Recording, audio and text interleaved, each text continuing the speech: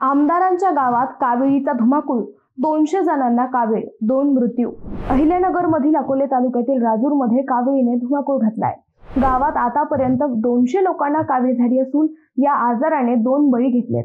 प्रियंका हरिभाऊ शेंडे वय वर्ष 20, मिसबा अलिया शेख वय वर्ष 13 या दोघींचा मृत्यू झालाय।